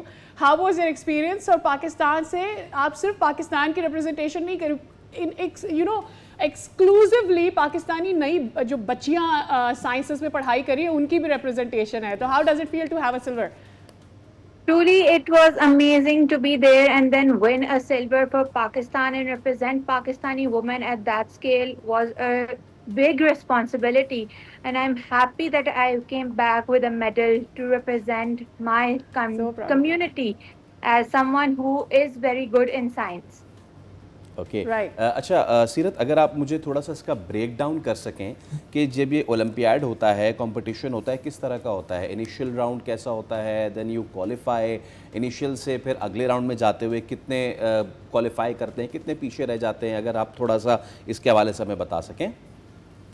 So it all starts with a screening test named PANSO, Pakistan Olympiad, held by Pakistan Atomic Energy Commission and PIAS collectively, and then they do it nationwide, like every city, major cities mein hota hai. And then the top 50 students get invited for the 1-week camp, and we have a 1-week training in PIAS, Department of Nuclear and Engineering, and then we go on through another test and we are shortlisted for another screening test. پھر وہ screening test کے بعد we are shortlisted, I guess 15 students. They go into another training camp for a week in PIAS, sometimes it's online as well, and then they select the top 4. صحیح. اچھا علی, ہمارے سیرت we have to ask a lot from you because ہم بڑے excited ہیں. بہت اچھا لگتا ہے جب اس طرح کی ایجوکیشن میں پاکستان کے بچے اچھا کر رہے ہوتے ہیں اور ہمیں اپنا برائٹ فیوچر نظر آ رہا ہوتا ہے. علی, مائی کوشچن از کہ انجینئرنگ اور اپلائیڈ سائنسز کے انسٹیٹیوٹ نے آپ کی تیاری کرائی, یہ تیاری کس طرح کی تھی ورسز جدہ میں جو کمپٹیشن ہوا ہے؟ واز دیٹ ٹف اور واز دس کمپٹیشن ٹفر؟ جی بالکل, یہاں پہ جو ٹریننگ کیمپ تھا اس نے تمام سبجیکٹ کے اندر جو تمام چیزیں تھیں ان کو گھیرا ہوا تھا, اور ان میں اسپیشلائز ٹریننگ کرائی جاتی تھی, کیونکہ Pakistan Institute of Engineering and Applied Sciences is known for its nuclear science programme.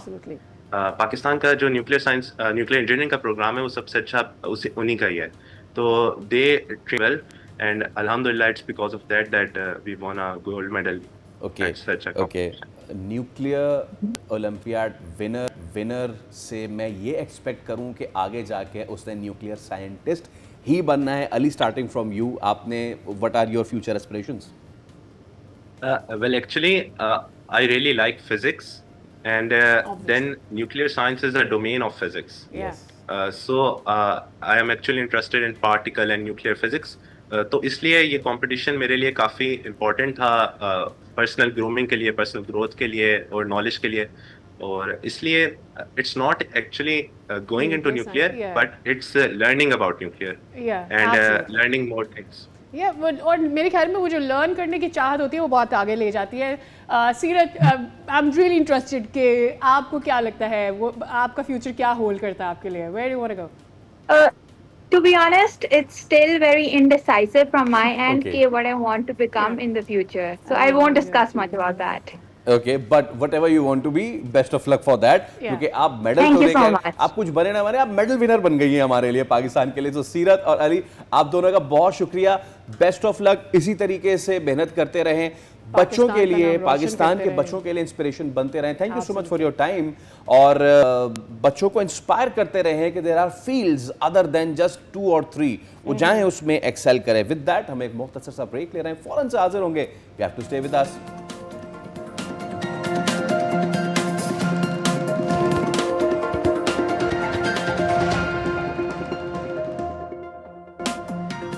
Welcome back. کچھ ستارے پاکستان کے ایسے ہیں جو کس بھی کیٹیگری میں کیوں ہی پارٹیسپیشن نہ کریں, وہ ضرور اپنی دھاک بٹھاتے ہیں. And I am talking about Pakistani tennis star Aisam الحق.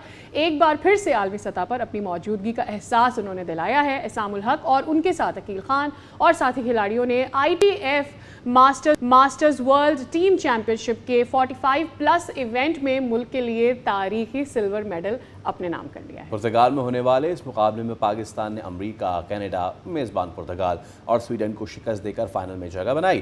پاکستان واحد ایشیائی ملک رہا جس نے اس ایونٹ میں میڈل حاصل کیا. احسام گزشتہ سال پروفیشنل ٹینس سے ریٹائرمنٹ کا ویسے تو اعلان کر چکے ہیں, لیکن اب بھی پاکستان ٹینس کے لیے متحرک ہے اور پاکستان ٹینس فیڈریشن کے اوبویسلی صدر کی حیثیت سے ذمہ داریاں بھی نبھا رہے ہیں اور آج ہمارے ساتھ بھی موجود ہیں. تو Aisam ul-Haq, tennis star player and winner, السلام علیکم احسام, اور بہت شکریہ آپ کے وقت کے لیے. سب سے پہلے تو ITF ماسٹرز میں اس سلور میڈل پر آپ کو مبارکباد. پروفیشنل ٹینس سے آپ نے ریٹائرمنٹ لے لی ہے, دوبارہ عالمی سطح پر ITF ماسٹرز میں پاکستان کی نمائندگی, کیسا رہا ایکسپیرینس؟ السلام علیکم جی, thank you for having me on the show. اللہ کے فضل و کرم سے ہاں جی, made it to the final, got first silver medal for Pakistan. Feel very proud, feel very honoured, obviously happy and blessed to be in a position to still represent my country and play at the highest level. اور country کے لیے ایک silver medal لے سکے ہم اس دفعہ for the very first time. Professional کے لیے سے تو میں نے ریٹائرمنٹ لے لی تھی, بٹ آلویز ٹولڈ کہ انشاءاللہ جب بھی ملک کے لیے ضرورت ہے تو I will be there and I will be available. اس سال ڈیوس کپ بھی کھیلے ہم سینیگال کے اگینسٹ, اللہ کے فضل و کرم سے we ended up beating them. I was part of the team, and جب تک نیشنل ڈیوٹی کے لیے I feel like I'm ready and I am available and I can get a win for Pakistan. انشاءاللہ میں available ہوں. اپنے career کو sacrifice ضرور کیا ہے ملک کے لیے, becoming the president, to become part of the system, to change the system, اور اللہ کے فضل و کرم سے رزلٹس آ رہے ہیں. And feel very happy and proud in a way کہ میں leading from the front, and hopefully اس سے ینگسٹر جو ہیں وہ موٹیویٹ بھی ہو رہے ہیں, انسپائر بھی ہو رہے ہیں. احسام, یہ مقابلہ پروفیشنل ٹینس سے مختلف ماسٹرز فارمیٹ کا تھا, تو اس ایونٹ میں کھیلنے کا تجربہ آپ کے لیے کتنا مختلف اور ہمیں سے کتنا چیلنجنگ رہا ہے؟ And at the same time اس فارمیٹ کی اگر آپ ہمارے ساتھ کچھ ڈیٹیل شیئر کر سکیں, کچھ ہمیں دیگر کھلاڑیوں کے حوالے سے بھی آگاہ کر سکیں. ایکسپیرینس بہت اچھا تھا جی. We played it for the very first time last year in Turkey, جہاں پہ ٹیم ایونٹ کے اندر we got bronze medal. So اس سال we made to the finals and was one I guess step further جو ہم نے بہتر کیا ہے. کوشش ہوگی اگر اگلے سال اگر زندگی صحت رہی تو go for the gold as well. And like I said, always feel very proud, always feel very happy and blessed کہ جب بھی ملک کے لیے ہم کھیل سکتے ہیں, ملک کو ریپرزینٹ کر سکتے ہیں. very blessed to have Aqeel Khan as a team member as well, جس کے ساتھ میں نے موسٹلی اپنا ڈیوس کپ کریئر بھی کھیلا, ایشین گیمز بھی, سیف گیمز بھی. کامن ویلتھ گیمز بھی اینڈ ڈیوس کپس آبویسلی ہم دونوں کی سب سے زیادہ وکٹریز ہیں پاکستان کے لیے اینڈ انشاءاللہ اچھا لگا بہت and it's a great experience. ملک کا نام روشن کر رہے ہیں, the only ایشین ٹیم جو اس سال پوڈیم پہ تھی in any category, so feel very proud کہ پاکستان کا نام روشن کر سکے ہم یہاں پہ اتنے بڑے پلیٹ فارم. اسام, امریکہ, کینیڈا, پورٹگل, سویڈن جیسی ٹیموں کو شکست دی ہے آپ نے, تو عقیل خان اور باقی کھلاڑیوں کے ٹیم ورک کیسا رہا, اس اتنی بڑی وکٹری کو کیسے دیکھتے ہیں آپ؟ جی بالکل, there is no I in the team. Team work جو ہے بہت ضروری ہوتا ہے and like I said very lucky to have Aqeel Khan, Shahryar Salamat, Hadi Hussain to be part of this team. Everybody was very very professional. We trained as well before the event and سارا hard work جو ہے I think it kind of paid off and balanced team تھی and inshallah we are learning also how to go about things and inshallah پوری کوشش ہوگی کہ اگلے سال اگر دوبارہ ایونٹ میں آتے ہیں تو گول کے لیے جائیں. and very happy with all the teammates, the way they supported, the way they trained also, اور ایک یونٹ کی طرح ہم نے کام کیا ہے. اینڈ عقیل کو obviously 25 سال سے جانتا ہوں, so we know each other very very well, how to support each other, help each other out and motivate each other.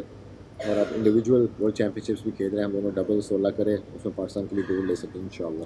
اور ایسا ٹینس تو آبویسلی ایک بڑا ہی مقبول کھیل ہے, لیکن اس کے ساتھ ساتھ اب دیکھ رہے ہیں کہ آج کل پیڈل کا بھی بڑا دور چل رہا ہے.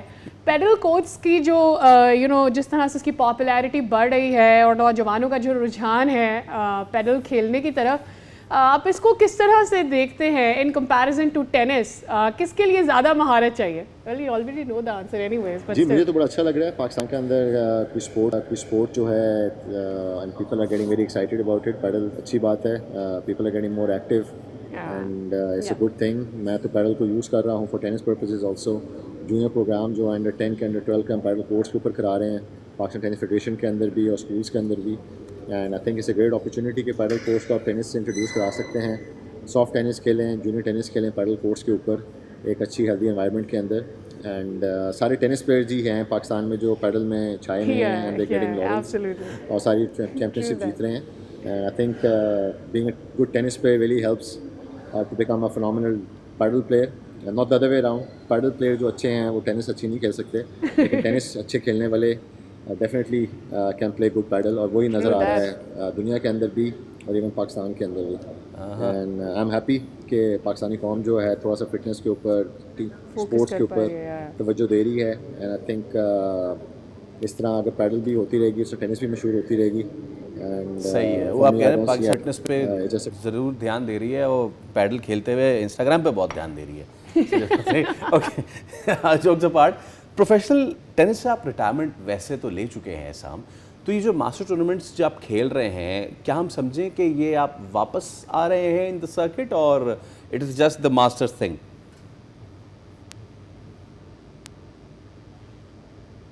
نو آلسو پروفیشنلی, لیکن becoming president I feel like کہنا 1-2 سال اپنے ٹور کے سیکریفائس کیے ہیں میں نے.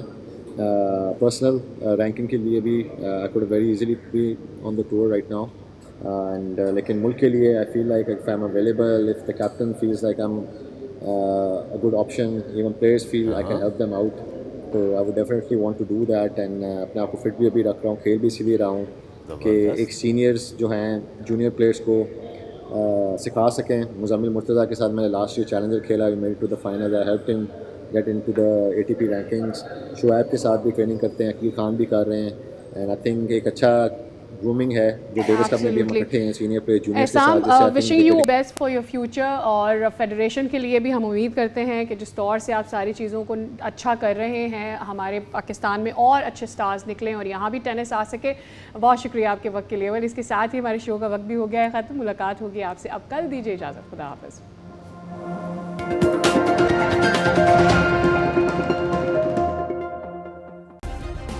سبسکرائب کریں اور بیل دبائیں تاکہ کوئی خبر رہ نہ جائے.